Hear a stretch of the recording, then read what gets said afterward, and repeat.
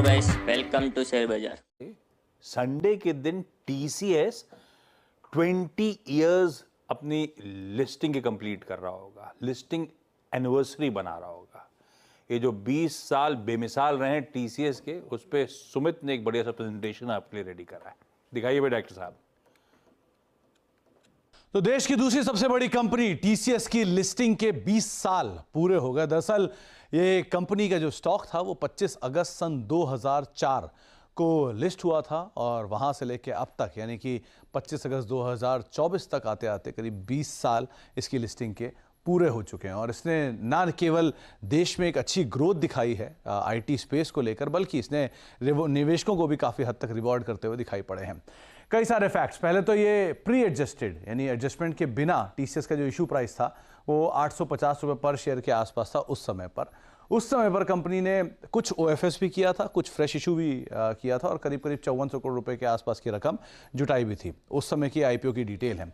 कुछ और आईपीओ की डिटेल की बात की जाए तो उस समय पर क्यूआईबी हिस्सा 7 गुना सब्सक्राइब हुआ था, एनआईए का हिस्सा करीब 19 गुना सब्सक्राइब हुआ था, कर्मचारी का हिस्सा रफली 3/4 गुना सब्सक्राइब हुआ था और रिटेल का हिस्सा करीब करीब 3 गुना सब्सक्राइब होता हुआ दिखाई पड़ा था। तो एक बढ़िया सब्सक्रिप्शन के नंबर उस समय पर आए थे। हालांकि कर्मचारियों का नंबर उतना स्ट्रांग नहीं आता हुआ दिखाई पड़ा।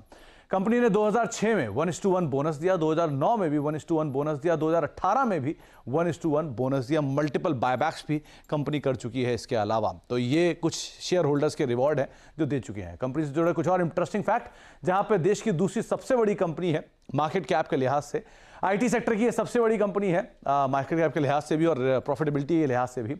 टाटा ग्रुप की कुल मार्केट कैप का 47% हिस्सा टीसीएस का है। इंटरेस्टिंग फैक्ट यह है कि 2011 से लेकर 2021 तक टाटा ग्रुप की कुल मार्केट कैप का 50% से ज्यादा का हिस्सा अकेला टीसीएस देता था। तो एक डिकेड तक यहां पे इसने लीडरशिप को मेंटेन रखा है।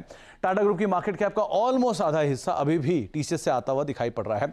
साथ ही साथ 5वीं सबसे ज्यादा मुनाफा कमा के देने वाली कंपनी है देश की। और अगर इन 5 कंपनियों की बात की जाए, इनफैक्ट टीसीएस के कुल कर्मचारी जो हैं वो 6 लाख के आसपास हैं, जबकि टाटा सन्स के कुल कर्मचारी जो हैं वो रफली 10 लाख के आसपास है। तो कुल कर्मचारियों का मतलब टाटा सन्स के 60% हिस्सा अकेला टीसीएस से आता हुआ दिखाई पड़ता है, जिसमें भी टीसीएस के 82 से 92% जो कर्मचारी हैं वो भारतीय मूल के हैं।